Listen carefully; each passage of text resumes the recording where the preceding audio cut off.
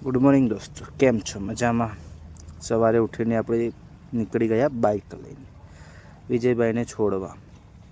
પછી ઘરે આવીને ખેતર ખેડાતું હતું, ત્યારબાદ ઉપર પ્લેન જતું હતું. તમને બતાવજો, દેખાય છે?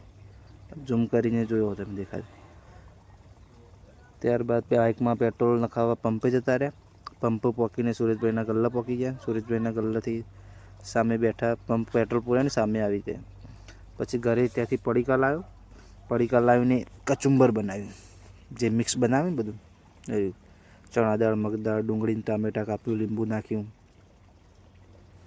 બધું મિક્સ કરી લીધું. પછી હું જીયા બંને ખાધું. જીયાએ ખાધું, પછી મેં ખાધું, ઘરે પણ આપ્યું. પછી ચા બનાવી, પીવાની છે ચા બનાવી દીધી. ચા ઉકાળવા મૂકી દીધી.